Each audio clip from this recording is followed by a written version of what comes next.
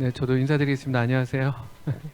네, 반갑습니다. 우리 영현 형제님 통해서 말씀 잘 들었습니다. 되게 그 청년의 그 패기가 느껴지는 것 같아서 마음이 무척 흐뭇했습니다. 정말로. 그리고 영현 형제가 제 고등학교 후배거든요. 어떻게 돼요? 까마득하네요. 까마득해 진짜. 네, 어쨌든 농담이고요. 네. 이따가 저기 엎드려 뻗쳐 하시면 됩니다. 네. 우리 청년 형제 자매님들이 이렇게 믿음으로 하나님 말씀을 그 말씀 그대로 이제 믿기를 원하고, 말씀이 이렇게 되어 있으니까 정말 주야로 말씀을 묵상하고 그 가운데 기록한 것을 다 지켜 행하면 복을 받는다고 말씀하셨으니까 그렇게 해야겠다, 지금 그런 얘기를 하는 거잖아요. 이게 대단한 거예요. 왜냐면은 실제로 우리가 생각만큼 우리 청년들은 안 그러시겠지만 저만 보면 그러지 않을 때가 많거든요. 그냥 말씀을 그냥 읽는 거죠. 그냥 읽지. 정말 이 말씀을 내가 믿나? 정말 먼저 그의 나라와 그의 의를 구하면 이 모든 것을 더하신다고 말씀하셨는데, 그래서 내가 정말 그것을 구하나? 이런 것들도 생각해 보면 조금 그냥 읽는 경우가 참 많구나 생각을 제가 좀 했어요. 그래서 말씀을 들으면서 정말 확실한 하나님 말씀이에요. 약속이고. 문제는 우리가 주야로 율법책을 묵상하지 않는 게 문제죠. 주야로 말씀대로 우리가 안 하기 때문에 그게 문제인데, 정말 말씀대로 하면 주야로 묵상하고 그 가운데 기록한 것을 다 지켜 행하면, 또 하나님의 약속을 신뢰하는 마음으로 하나님 말씀에 그냥 우리가 순전한 믿음으로 반응한다면 정말 하나님이 그 약속을 들어주실 텐데, 이런 생각을 좀 했어요. 물론 여기서 약속된 그런 복의 내용이 오늘날 우리에게도 똑같이 그런 어떤 물질적이나 지상적인 복이 아닐 수는 있겠지만, 그러나 정말 복일 거예요. 하나님이 약속하셨으니까 우리의 기대와 생각과 다를 수는 있어도 분명히 그것이 복이겠구나 생각이 들어서 또 마음에 많이 저도 격려가 많이 됐습니다. 그 암송방 저도 알아요. 저는 속해 있지 않습니다. 저는 맨날 저희 집사람이 자기 전에 암송해야 되는데 이러면서 맨날 왜 이렇게 다들 잘하는 거야? 막 이러면서 이렇게 하거든요. 왜 이 율법절 예배에서 떨어지지 말게 하면 이렇게 막 해요. 막 이렇게. 거의 방언처럼 하시는데, 암송방 너무 훌륭하십니다. 그 오늘 되게 중요한 날이더라고요. 여러분들 우리 청년 형제자매님들 관심이 얼마나 있으신지 모르겠지만, 우리 한 주간이 정말 폭풍 같은 한 주를 보내고 있습니다. 여러분들 아시겠지만 언제죠? 화요일 날 밤이 되는 거죠. 국가적으로 갑자기 저는 좀 일찍 잠자리에 들거든요. 한 10시쯤 되면 이제 제가 초저녁 잠이 좀 많아서 일찍 잡니다. 그래서 저는 별 생각 없이 이제 자고 일어나서 이제 주야로 묵상하는 핸드폰을 들고 아침에 딱 핸드폰을 열었더니만 갑자기 이게 뭐야 하는 게 막 있더라고요. 카톡, 제가 속해 있는 카톡 몇 개 방에 막 뉴스가 갑자기 막 공유되어 있는데, 저는 이게 무슨 소린가 잘 이해가 안 됐었어요. 뭐지 하는데 그게 사실은 사실이더라고요. 그런 좀 이렇게 우리가 믿기 어려운 그런 국가적인 이슈가 있었고, 또 그날 이제 아침에 또 제가 받았던 카톡은 여러분도 아시는 것처럼 우리 박준영 형제님께서 새벽 4시 반에 주님께로 가셨다. 그래서 제가 두 개의 소식을 눈 뜨자마자 이제 같이 이걸 딱 봤는데, 되게 참 이상하더라고요. 되게 이상했어요. 그리고 어쨌든 오늘 그 탄핵 관련된 투표를 지금 하는 것 같더라고요. 근데 제가 잠깐 들어오기 전에 저도 궁금해서 좀 봤어요. 이 나이 되면 정치에 관심이 많아요. 여러분들 아무 관심 없으시죠? 근데 어쨌든 일단 오늘 투표는 부결로 가는 것 같은데, 왜냐하면 여당 국회의원들이 다 퇴장하는 걸로 이렇게 결정을 한 것 같더라고요. 그래서 그런 일이 있습니다. 그래서 제가 옛날에는 저도 좀 이렇게 막 이런 정치적인 이슈가 좀 요 시대에 많이 있었잖아요. 여러분들은 잘 모르시겠지만 그때마다 저도 막 이렇게 입에 침 튀기면서 이런저런 얘기했었는데, 점점 이제 조금 이제 시간을 보내면서 이 왕을 세우시고 왕을 폐하시는 게 하나님이 하시는 일이에요. 물론 왕은 아니지만 그런 어떤 지도자들을 세우는 일이 하나님께서 하시는 일입니다. 그래서 그걸 점점 더 신뢰하게 돼요. 그래서 내 생각이나 내 어떤 것이 있을 수 있지만 그냥 주님의 섭리를 신뢰하면서 또 말씀하신 것을 따라서 나라를 위해서 기도를 많이 해야겠구나, 이런 생각들을 하게 됩니다. 우리 시대 내려가네요. 네. 네, 우리 시대가 자꾸 이렇게 여러분 시대죠. 사실은 이제 많이 이제 어떻게 우리의 미래가 펼쳐질지 알 수 없는 그런 시대인데 또 시편 말씀에 이런 말씀도 있습니다. 나의 시대가 주의 손에 있사오니 뭐 이렇게 하는 말씀이 있어요. 그래서 우리의 시대를 다시 주님 손에 맡겨드리면서 여러분의 그 삶이나 개인의 삶이나 우리가 살고 있는 이 시대가 주님의 손에 붙들려 있다는 것을 믿으면서 또 우리가 하나님 말씀을 매일매일 우리가 주의하러 묵상하는 그 말씀을 따라서 살아가는 것 그 이상도 이하도 없다.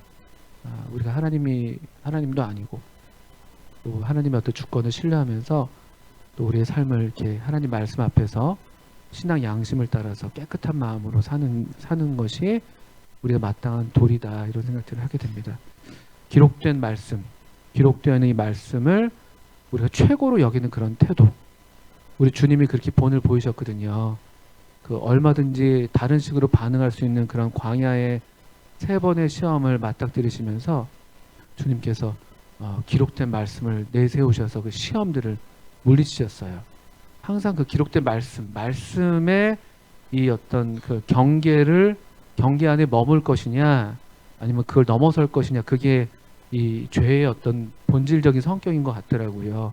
처음 아담과 하와가 범죄했을 때에도 하나님 말씀이 분명히 있었는데 그 말씀을 살짝 넘어가는 약간 이 정도는 괜찮겠지? 뭐 이런 어떤 생각들 그런 것들이 좀 또 하나님의 어떤 의도를 우리가 먼저 생각하는 그런 것들이 죄의 본질이라고 생각이 좀 들어요. 여러분들도 그렇게 또 계속 하나님 말씀 안에 머무시기를 바랍니다.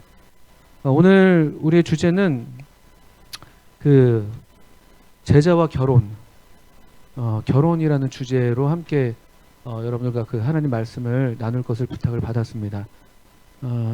우리 청년 시기에 뭐 가장 큰 관심사 중에 하나가 바로 결혼이죠. 물론 진로와 결혼이 같이 여러분들 많이 생각하고 고민하는 그런 부분일 텐데 이게 또 당장 지금 어떤 우리의 삶을 좀 준비하는 과정에서 내 삶이 앞으로 어떻게 될 것인가를 결정하는 가장 중요한 두 축이라고 생각이 됩니다. 진로, 뭐 좀 좁게 말하면 직업일 수도 있고, 좀 더 넓게 말하면 어떻게 하나님을 섬기는 일을 할 수 있을 것인가 이런 질문이 한쪽에 있고 또 한쪽에는 그래서 어떻게 내가 누구를 만나서 어떤 가정을 꾸릴 것인가 또 그래서 그 가정을 통해서 어떻게 내가 또 살아갈 것인가 이런 것들을 그냥 자연스럽게 우리가 생각하게 됩니다. 그게 이제 자연스러워요. 왜냐하면 그게 그렇게 만들어져서 그래요. 우리 사람이 저와 여러분이 그런 존재로 보통 지어져 있기 때문에 그렇습니다. 하나님의 형상을 닮았기 때문에 삶에 대해서 그냥 흘러가는 대로 살기를 바라지 않아요. 어떤 사람도. 하나님을 믿든 믿지 않든 간에 내 삶이 좀 더 의미 있기를 바라고 내 삶의 목적에 대해서 생각하게 되고 또 그것이 충족되지 않으면 우리가 좀 불만족하게 돼요. 그건 사람의 어떤 본능이에요. 목적을 띠죠. 어떻게 살아야 되는지, 왜 살아야 되는지. 그게 뭐든 간에, 돈이든 뭐든 간에 어떤 목적을 우리가 생각하게 되는 게 사람이에요. 왜냐하면 우리가 하나님의 형상대로 지음받았기 때문에 그런 어떤 그 영원한 의미, 영원한 생명에 영원한 가치가 있는 영원한 생명에 부합하는 영원한 가치가 있는 어떤 그런 의미와 목적을 추구하게 되어 있습니다. 또 하나는 이 결혼도 그래서 마찬가지인데 또 이게 자연스럽다고 말씀드리는 이유는 우리 사회가 우리 대한민국이 유교적 사회, 가부장적 질서, 가족 중심의 사회이기 때문에 또 결혼이라는 제도가 인간이 진화하면서 우리 어떤 종족 보존이라든지 우리의 안정을 위해서 만들어내는 고안해내는 그런 제도여서 그런 게 아니라 우리가 또 하나님의 형상으로 지어졌기 때문에 홀로 있기보다는 누군가 함께 있기를 이렇게 바라는 그런 또 우리 존재 안에 그런 어떤 갈망이 있기 때문에 그렇습니다.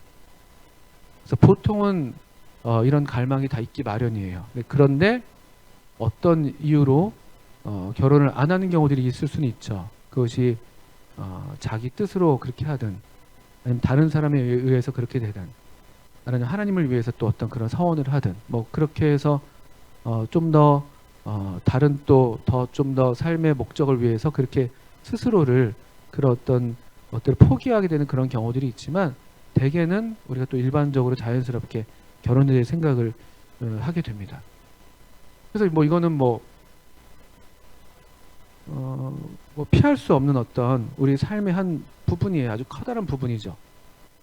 여러분이 살고 있는 이 세상을 보시면 이 주제가 안 걸려 있는 부분들이 거의 없을 정도라고 보셔도 되죠. 뭐 문화 예술은 말할 것도 없고 또 남녀 관계, 결혼에 대해서 찬성하든 반대하든 이런 남녀 관계가 뭐 또 넓게 말하면 뭐 사랑 뭐 이런 것들이 되겠죠. 그리고 가족 뭐 이런 어떤 주제들 그런 어떤 제도를 전제하는 어떤 것들이 그냥 일반적인 것을 여러분들이 다 보실 수가 있습니다. 그게 뭐 원래도 그렇거니와 여러분 시기는 더더군다나 이제 그런 시기라는 것을 너무나 잘 알고 있죠. 청소년 때부터. 저는 초등학교 2학년 때부터 그랬거든요. 종종 말씀드렸지만 초등학교 2학년 때 저희 첫사랑이 찾아왔었거든요. 그때부터 저는 하나님의 형상으로 저의 결핍을 크게 느꼈었어요.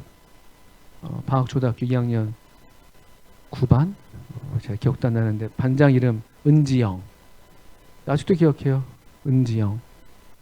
전 지영이라는 이름에 상당한 내적 친밀감을 갖고 있어요. 뭐 어쨌든 그 기억이 납니다. 뭐 그래요. 그냥 그런 뭐 그런 사춘기 때부터 해서 우리가 그런 이성에 대한 관심이 생기고 또 결혼에 대해서 계속 이제 어떤 나이가 되면 관심을 가질 수밖에 없습니다. 그런데 이제 문제는 제가 볼 때 먼저 조금 그 문제라고 하는 부분을 좀 먼저 말씀을 드리면 우리가 이제 경험하는 직접적으로든 간접적으로 경험하는 이런 어떤 남녀 관계 또는 결혼 또는 가정에 대해서 두 가지 좀 문제가 있는 것 같더라고요. 요즘에 보면 뭐 요즘만은 아닌데 더 이제 그게 심해졌죠. 뭐냐면은 그 결혼에 대해서 지나친 그 이상화가 하나 있습니다. 결혼에 대해서 로맨스 어떤 막 그 환상에 대한 로맨스에 대한 환상이 있는 것이죠. 그게 더 심해진 면이 하나 있는 것 같아요. 뭐 그건 뭐 자세하게 말씀을 안 드려도 될 정도로 우리 문화 예술이 보통은 다 그렇죠. 좋은 사람 만나면 다 문제가 해결되고 삶이 다 행복해지고 뭐 이런 종류의 어떤 환상들 또 그런 어떤 우리 인간 본성의 추구가 있기 때문에 또 그 엔터테인먼트들은 그런 것들을 상당히 잘 이용하잖아요. 그래서 요즘에도 그런 프로들이 아직도 많이 있나요? 그 예능 같은 거 결혼 예능? 저희 때는 뭐 사랑의 스튜디오 이런 거 저희 때로 말씀드리기 좀 부끄럽네요. 그런 거 있었어요. 짝대기 이렇게 하는 거 있어요. 서로 어긋나고 막 또 요즘에도 계속 그런 거 있었던 것 같아요. 뭐 영숙이 뭐 이런 거 나오는 거 있잖아요. 뭐 그 뭐죠 그 제목이? 뭐 이렇게 잘하세요? 그냥 나는 솔로 뭐 이런 것도 있고 뭐 솔로 뭐 하여튼 그런 프로 엄청 많잖아요. 그 달달하고 막 뭔가 그 막 간질간질한 그런 것들을 막 하면서 우리 어떤 이제 이 본능을 계속 자극하면서 다음 이 시간에 막 하면서 막 이렇게 그런 것들도 있고 근데 그런 것들이 어떤 그런 환상들을 계속 심어주는 거죠. 아 저런 사람을 만나야 되는구나 뭐 이런 것들 아 나라면 저런 사람 이렇게 하면서 우리가 이제 대리만족도 하고 그런 어떤 좀 결혼에 대한 환상이 하나 있습니다. 그래서 되게 이제 또 낭만적으로 많이 이제 어떤 연애나 결혼을 그려내고 역경을 이겨내는 그런 사랑 이야기가 막 그 우리한테 많이 감동을 주고 그런 것들이 하나 있는 반면에 또 한편은 또 결혼에 대한 너무 부정적인 것도 하나 있어요. 그것도 일종의 환상이죠. 결혼하면 뭔가 되게 자유가 없어지고 결혼을 하지 않고도 얼마든지 더 자유로운 서로 더 사랑할 수 있다는 어떤 그런 이상한 이야기들. 제가 최근에 재밌게 봤던 드라마 여러분들 보셨는지 모르겠지만 제가 실시간으로 보진 못했지만 뭐죠? 굿 파트너. 여러분 그런 드라마 이제 안 보시죠? 여러분 이제 유튜브 그냥 쇼츠만 보시죠? 드라마 안 보시죠? 저도 이제 쇼츠로 보는 거예요. 짤로 보는 건데 정주행은 못 합니다. 근데 그 굿 파트너 맞죠? 그 장나라 나왔던 거. 그런 것들이 이제 이혼 전문 변호사라는 그 실제 실존하는 그 변호사님이 집필을 하셨더라고요. 제가 양재역 내려서 수요일 같은 때 교회 올 때 보면 거기 딱 그분 그 포스터 붙어 있어요. 선전 딱 하는 거기 변호사도 엄청 막 광고 많이 붙어 있거든요. 양재역에. 이혼 전문 뭐 이런 것들. 그분이 뭐 집필 하셨는데 이제 그런 드라마는 좋은 재밌게도 볼 수 있는 면이 있으면서도 좀 결혼에 대해서 퀘스천 마크를 좀 갖게 하죠. 오히려 결혼하지 않는 게 더 뭔가 더 좋은 관계를 맺을 수 있을 것만 같게 보이기도 하고 뭐 하여튼 여러 가지 좀 생각을 갖게 하는 그런 드라마이기도 했습니다. 그래서 그런 것들이 많이 있어요. 그래서 제가 지금 이런 말씀을 왜 드리냐면요. 이런 어떤 이게 뭐 넓게 말씀하면 세속적인 것들이에요. 얼마간에 다 진실들을 품고 있지만 그것들이 다 잘못됐다고 말씀드릴 수는 없죠. 우리 삶의 어떤 진실들을 얼마간데 다 갖고 있어요. 또 뭐 교훈이 될 수도 있고 또 뭔가 우리한테 의미 있는 부분이 있습니다. 그러니까 또 사람들이 좋아하고 저도 좋아하는 게 있어요. 그런데 그게 그렇다고 진리는 아니에요. 이거든 저거든 간에. 얼마간 어떤 조각이나 부분은 갖고 있을지언정 그게 참된 진리는 아닌데 이 말씀 먼저 드리는 이유는 오늘날 저나 여러분들이 많은 경우에 이 영향을 너무나 많이 받고 있지 않나 하는 생각이 있기 때문에 먼저 말씀을 드립니다. 영화는 영화일 뿐이다 이렇게 생각하셔야 돼요. 드라마는 드라마다. 그럼 우리가 어디에서 그럼 결혼에 대한 그 참된 이야기를 볼 수 있냐. 이게 이제 우리가 결혼과 제자와 결혼이라는 주제를 생각할 때 우리의 기본적인 정체성 자체가 제자라며요. 제자. 제자는 뜻이 뭐예요? 제자가요? 제자. 보통 어떻게 제자하면 누가 또 같이 딱 제자랑 세트로 다니는 분이 누구세요? 예, 스승과 제자 이렇게 한단 말이에요. 제자는 그냥 단순하게 말하면 어떤 스승을 따르는 사람들이에요. 스승의 가르침을 따라서 그 가르침을 배우고 또 스승의 그 가르치는 바를 좇는 그런 삶을 보면서 그 삶을 따르는 게 제자란 말이죠. 그러니까 우리는 기본적으로 이 세상의 제자들이 아니에요. 세상에 살고 있지만 또 아주 재밌고 또 우리에게도 얼마간 그것이 이제 와닿는 부분들이 적지 않지만 그러나 우리는 예수 그리스도의 제자이기 때문에 사실은 그냥 아주 단순하게 말씀드리면 우리의 삶의 모든 영역에서도 그렇거니와 특별히 중요한 이 결혼이라는 주제, 저와 여러분의 이 특별한 관심사가 되는 이 결혼이라는 주제는 더더군다나 이 성경에 집착해야만 하는 거예요. 좋은 의미로.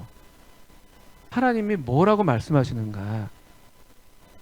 여기서 벗어나요. 근데 생각보다 많이. 또 결혼에 대한 말씀하면 지난주에도 결혼 간증 듣고 뭐 청년 때 계속 그냥 똑같은 얘기 듣는 것처럼 이렇게 생각하셔서 또 그러실 수 있겠지만 그게 그렇지가 않아요. 왜냐하면 이게 워낙에 우리 인간 어떤 삶의 중요한 우리 본성에 관련된 진리이기 때문에 이 부분에 대한 유혹과 싸움과 시험이 상당해요. 그리고 좀 더 그냥 거칠게 말씀드리면 청년 때 여러분들이 고민하고 청년 때 여러분들의 신앙이 가장 무너지는 이슈가 이거예요. 보통 결혼. 이성 문제. 뭐 청년 때만 그러겠습니까? 청년 때는 특히 더 심한 것이지만 우리 인생에서 살아가면서 일반적인 평범한 그리스도인들이 가장 시험을 받는 또 성공하기도 하고 실패하기도 하는 가장 중요한 영역이 가정이에요. 가정. 사실은. 결혼관계. 불행히도. 가정에서 성공하면 정말 성공하는 거예요. 이 성경적인 의미에서. 반면에 가정에서 이 성경적인 의미에서 실패한다면 여러분 사실 삶이 그렇게 성공적이지가 않은 거예요. 남들이 볼 때 어떨지 몰라도. 본인이 알 겁니다. 본인이 알게 돼요. 그런 것들. 그렇기 때문에 좀 맨날 똑같은 얘기하는 것 같은데 라고 생각하실지 모르지만 그런 생각이 위험한 생각인 거예요. 그런 생각이. 말씀을 경시하는 태도가 되는 거거든요. 여러분이 뭐 꼭 그런 건 아니지만 항상 그런 것들을 유념하시면 좋아요.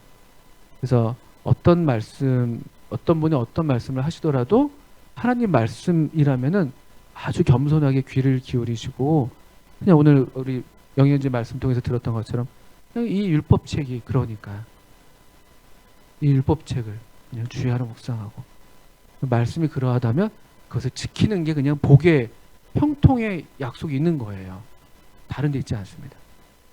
그래서 그런 어떤 것을 말씀을 드리는데요. 그래서 우리가 이 결혼이라는 주제를 생각할 때도 이 제자와 결혼이기 때문에 먼저 우리 성경 말씀 고린도전서 10장 31절 말씀 한번 보시죠.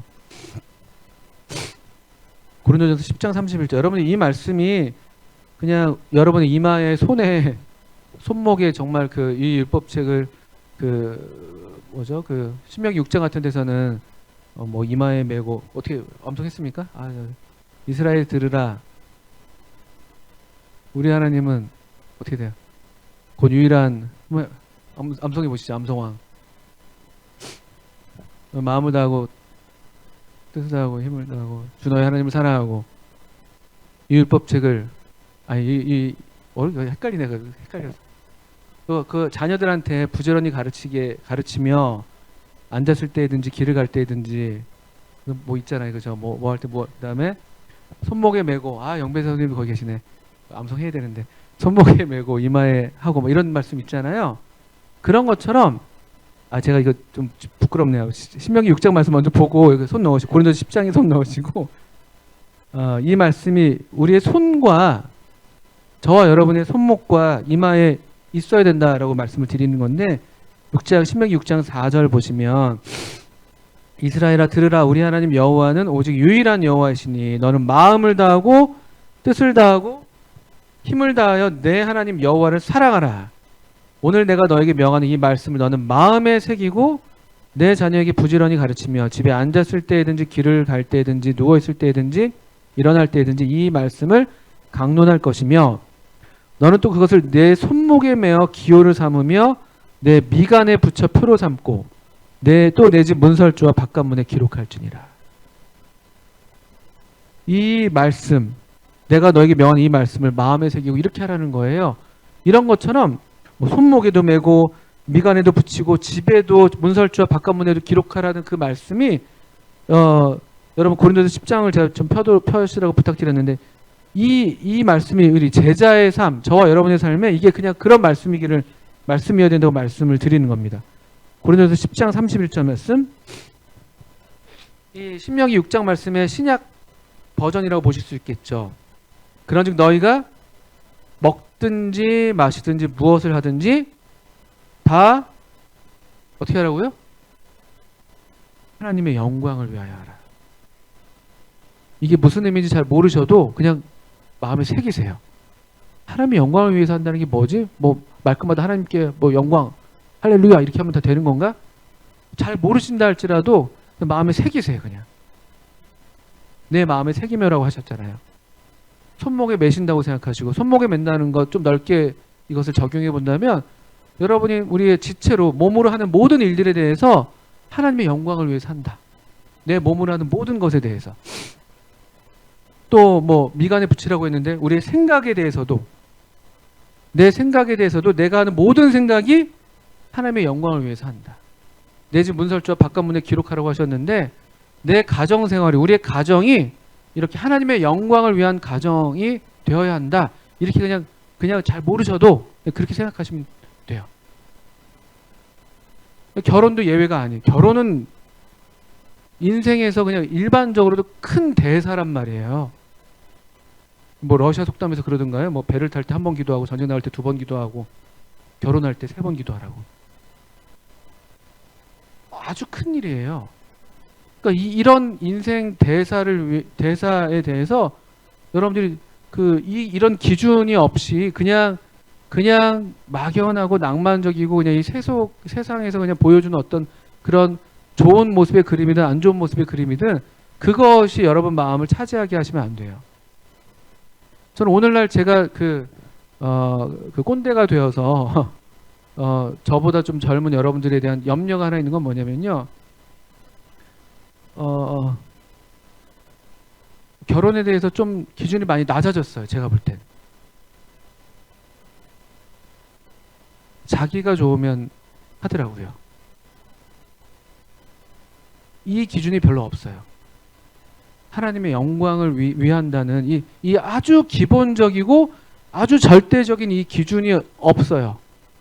그러니까 이 아주 기초가 약해요. 기초가. 이게 이제 오늘날 시대 풍조예요. 제가 지난 주일날도 말씀드렸던 것처럼 자기를 사랑하니까 그래요. 자기를 사랑하니까. 삼손이 그랬던 것처럼.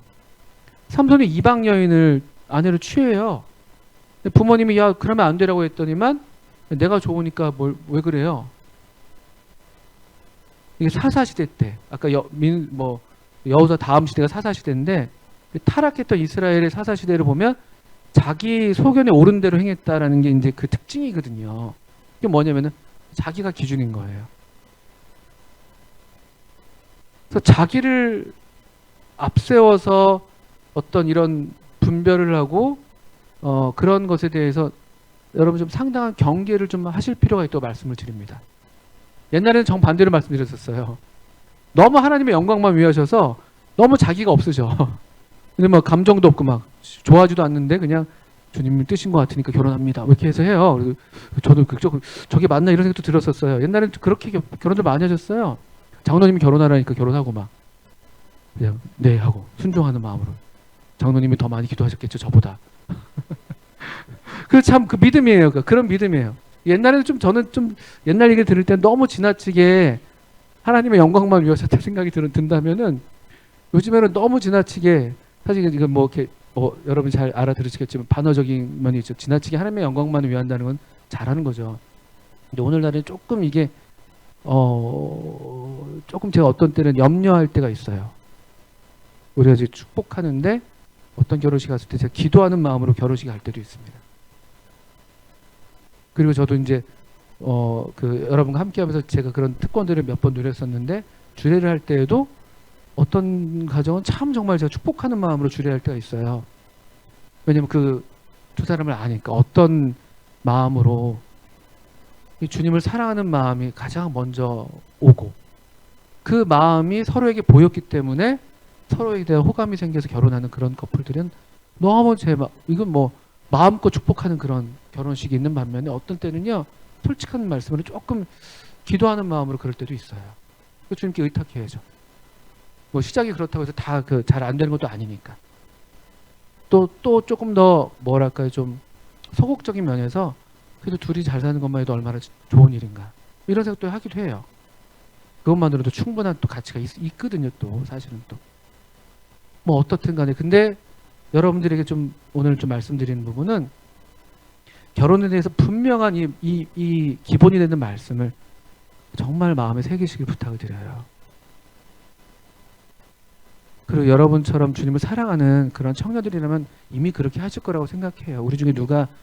여러분 중에 누가 자기를 위해서 막 결혼하고 그런 청년들은 제가 볼 때는 없어요. 제가 볼 때는 없습니다. 그럼에도 여러분들이 이 말씀을 하나님 말씀이 이와 같으니까 또 마음에 새기시고 이것을 목표하시고 목적으로 하시고 그거면 충분해요. 그게 안 되면 아무것도 안 돼요. 아무리 저 사람이 좋아 보여도 그래서 시작할 수 있어요. 어떤 교제 연애를 시작할 수가 있습니다. 분별해서 그렇게 시작할 수 있는데 교제하다 보면 이제 그런 어떤 갈등들이 생길 수가 있어요. 가장 이 사람이 나를 얼마나 배려하냐, 얼마나 나이스하냐, 이런 것도 물론 중요한 기준이 될 수 있겠지만 이 사람 정말 주님을 사랑하나? 나보다 더 주님을 사랑하나? 이 질문을 꼭 하셔야 되는 거예요. 주님보다 나를 더 사랑하는 사람은 여러분 멀리 하셔야 될 사람이에요. 사실은. 근데 그때 이제 막 호르몬이 이상하게 되면서 이렇게 정신을 못 차리거든요. 그러니까 말씀이 필요한 거예요.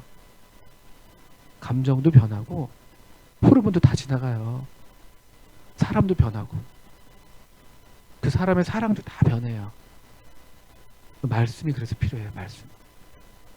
이 사람이 부족한 게 많지만 나한테 부족하고 좀 소홀한 게 있을 수 있겠지만 이 사람이 참 주님을 사랑하는 사람이야.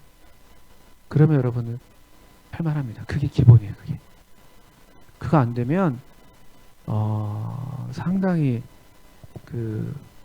위험한 거예요. 그런데 현혹되시면 안 돼요. 현혹되시면 안 돼요. 얼마나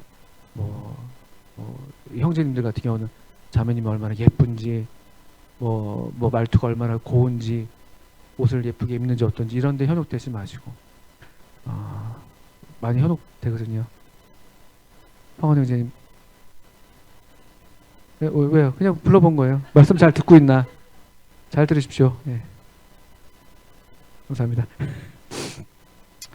축복합니다. 어쨌든 그런 것들. 또 우리 자매님들은 형제님들 좀 이렇게 멋있어 보이는 사람도 있거든요. 그리고 좀 이렇게 드러난 사람들에게 우리 눈이 먼저 가거든요. 근데 진짜 보통 제가 살아보니까 진짜 진국은 보통 잘 드러나지 않아요.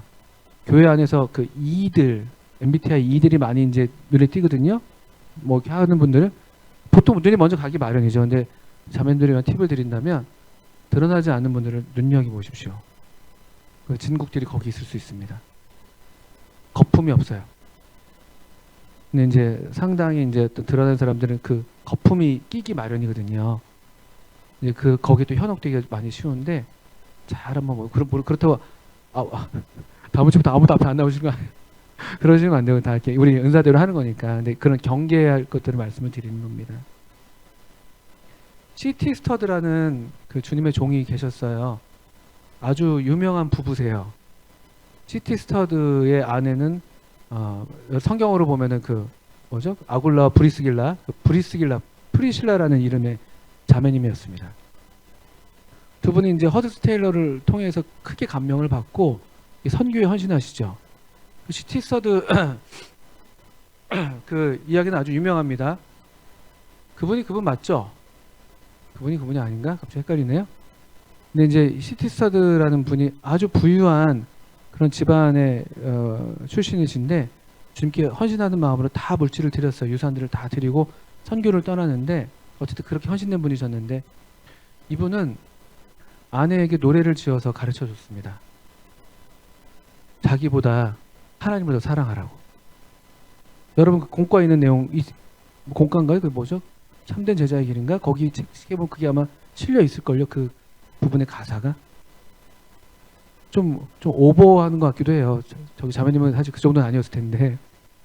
근데 그렇게 자기의 마음이나 자매의 마음이 주님께 최선으로 드려지기를 바라는 마음으로 그렇게 가르쳤어요.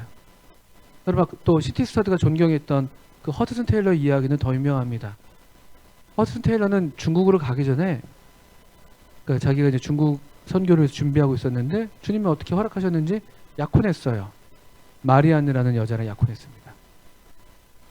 근데 자기는 이제 주님 안에서 계속 삶을 살고 있어서 선교를 위해서 준비하는데 중국을 위해서 준비하는데 이 마리안느랑 교제를 하다 보니까 이 마리안느가 중국에 대한 마음이 없어.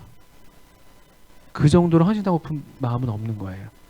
경건한 뭐 그리스도인이긴 했습니다만. 허슨 테일러가 상당한 고민해요. 사랑하는 사람이니까. 근데 본인은 중국을 위해서 부름받았다고 지금 이렇게 분별하고 그걸 위해서 준비하고 있고 그렇게 헌신하기를 원하고 있는데 자기 아내 될 사람이 그렇지가 않는 거를 발견하는 거 얼마나 가슴이 아프겠어요. 어떻게 했을까요? 어떻게 했을까요? 예. 파워네요, 파워. 이게 그런 문제예요, 그런 문제. 그렇게 정말 제자라는 어떤 그 삶은 그걸 요구하는 거고 그게 가능하게 되는 거예요. 왜냐하면 하나님이 최우선이니까.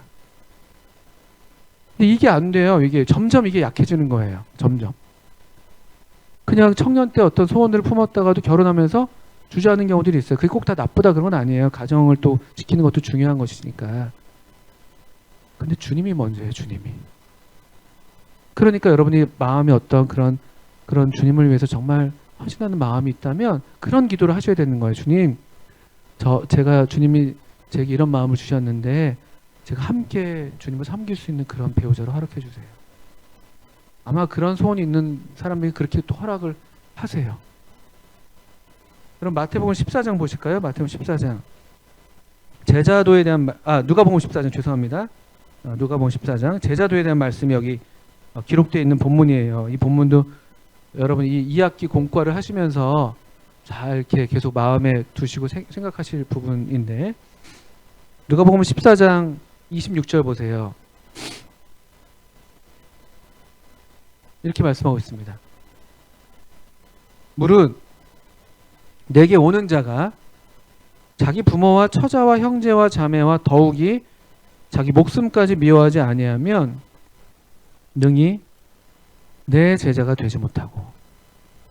아주 주님은 참 좀 가혹할 정도로 그냥 뭐랄까요, 여지없이 말씀하세요. 그쵸? 뭐 이렇게 좀 설득하는 것도 아니에요. 야, 좀 나랑 같이 좀 해보자, 뭐 이런 것도 아니에요. 주님은 주님이시기 때문에 주님의 제자의 조건을 아주 분명하게 그냥 얘기하시는 것 뿐이에요.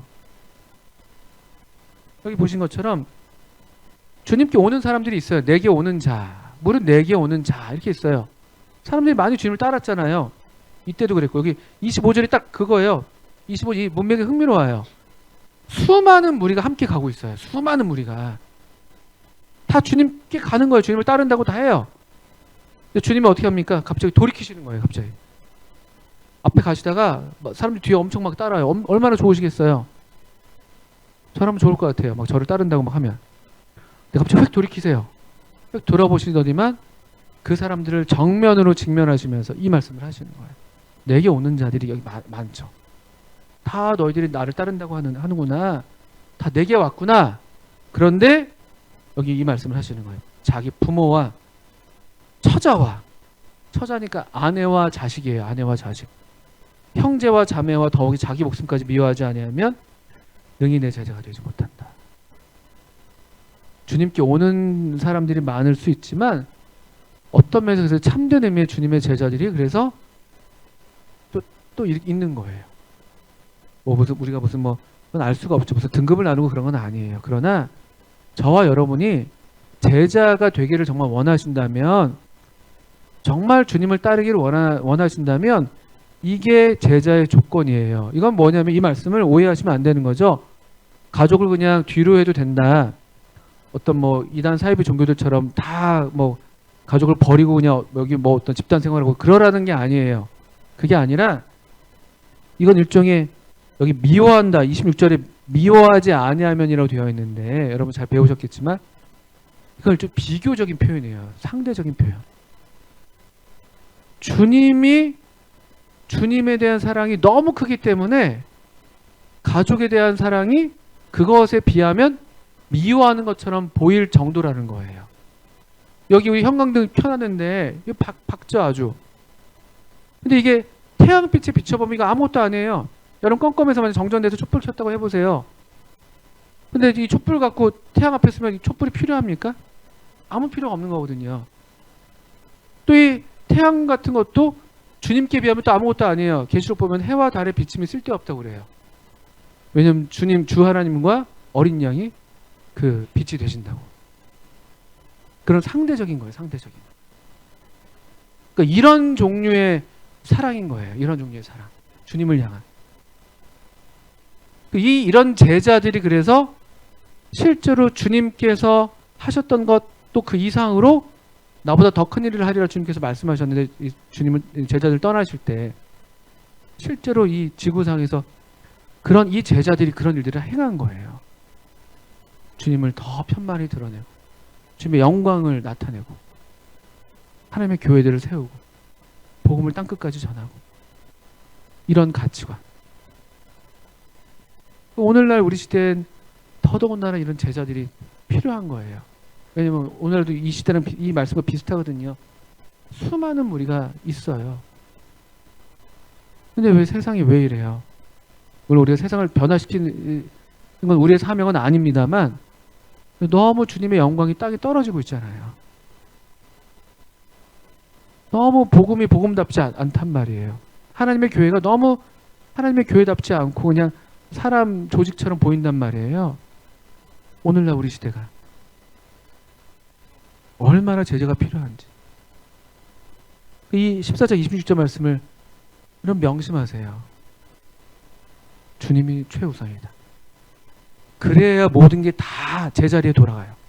그래야 가정이 정말 평안해져요. 기준이 그거니까. 주님이 기준이 되시니까 그게 안 되면요. 서로가 기준이 돼서 나한테 맞춰달라고 하는 거예요. 돕는 배필을 우리를 지으셨는데 서로 도와달라고 하는 거예요. 네가 날 도와야 돼. 아니야, 네가 날 도와야 돼. 혼자 있는 게, 홀로 있는 게 좋지 못해서 어떤 사귐을 위해서, 기쁨과 어떤 즐거움을 위해서 우리를 주셨는데 거기에 완전 몰입해버리는, 그냥 서로에게만 몰입하는 이런 문제들 생기는 거예요. 그러면 안 되거든요. 주님이 기준 되실 때 그때 우리 부족한 결혼 생활이 주님이 기준이시니까 교정되고 수정되고, 상대방한테 요구하는 게 아니라 주님에 비춰서 나를 보게 되고, 그렇게 하면서 우리 결혼이 또 유지가 되고 우리 가정 유지가 되는 거거든요. 그렇게 될 때 가정이 가정답고 그리스도인 가정답고 또 하나님의 영광을 드러내는 온전한 하나님의 형상으로, 하나님께서 타락하기 전에 결혼은 만드신 거거든요. 아주 거룩한 신성한 제도예요. 하나님의 형상을 가장 닮은, 원래 그 하나님의 기대에 부합하는 그런 결혼이 되는 거예요. 그런 가정이 되고, 여기에서 여러분 양보하지 마십시오. 양보하지 마세요. 기준을 낮추지도 마시고. 그러시면 좋겠어요. 우리 형제님들은 특별히 이런 면에 있어서 그런 좋은 형제들로 잘 준비하셔야 돼요.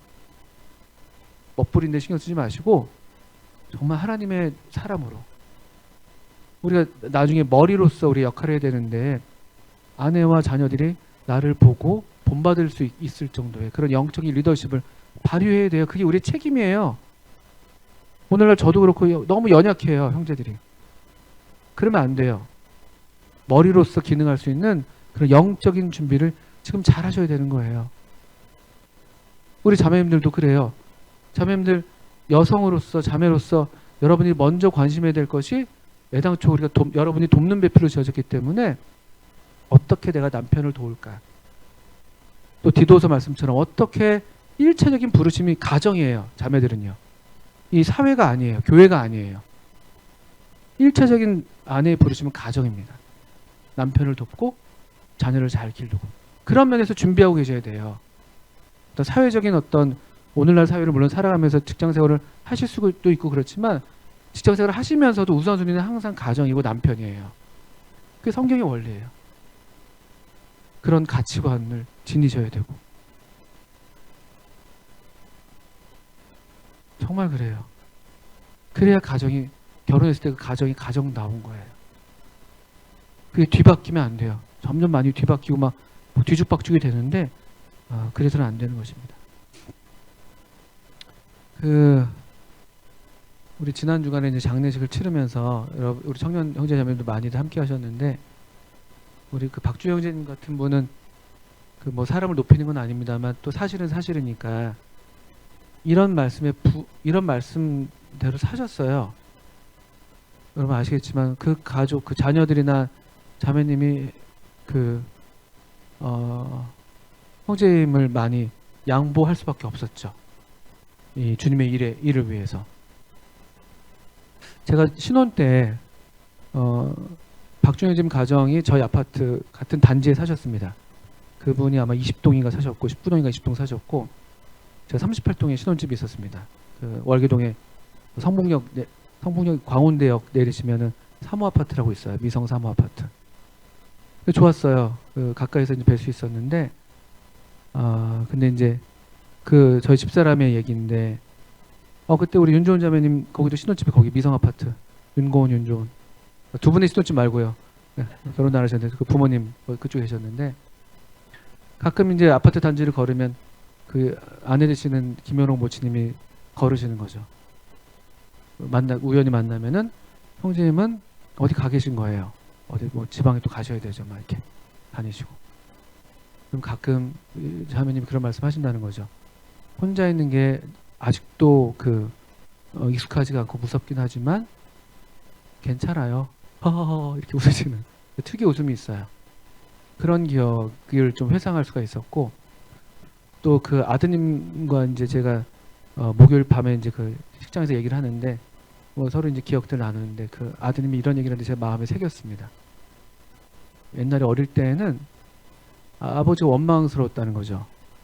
왜 이렇게 가족은 항상 뒷전이고 그러셨다는 거예요. 근데 커서 또 이번에 와서 또 보면서 뭐 이미 알고 있었지만,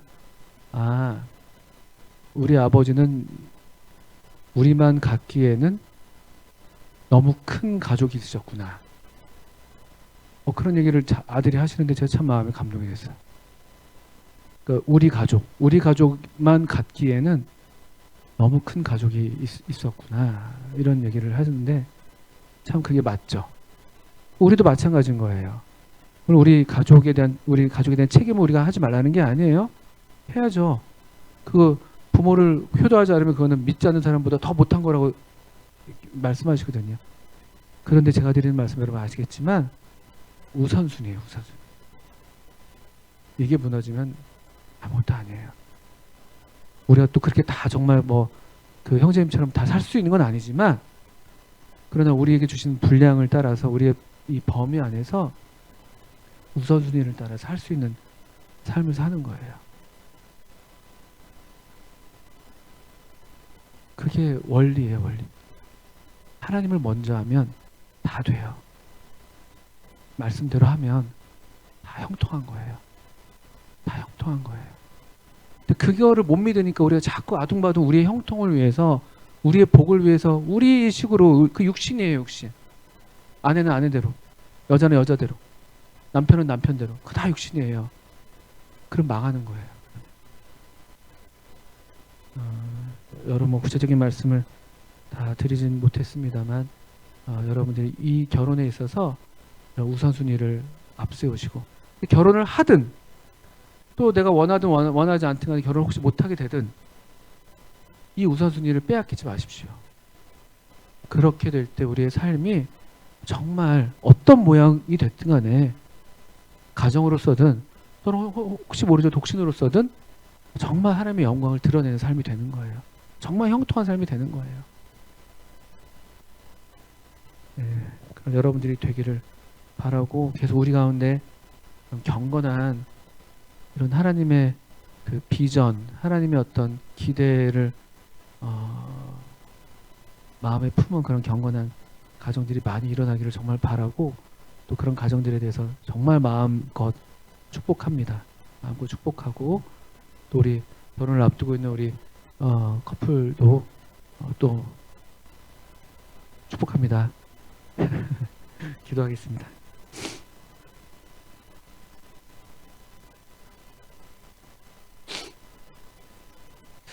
하나님 아버지, 여기 이렇게 귀한 하나님의 청년들 참 이렇게 주님 앞에 모아주시고, 참 어떻게 저들이 깨끗한 마음으로 순전한 믿음으로 하나님 말씀을 받고 또 하나님 말씀대로 살기를 원하는지 주님께서 아시겠습니다.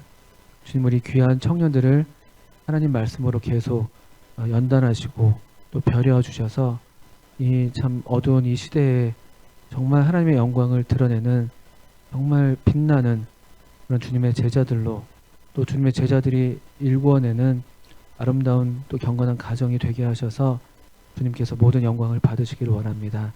주님, 우리 청년들의 진로와 결혼을 선히 인도해 주시고, 또 우리 청년들이 주님 앞에서 기도하는 것들을 주님 하감하셔서 들으시고, 또 그래서 저들의 소원을 만족하게 하시며 주님께서 큰 영광을 받으시기를 원합니다. 주님께 우리의 청년들을 의탁드리며 예수님의 이름으로 하나님 아버지께 기도합니다. 아멘.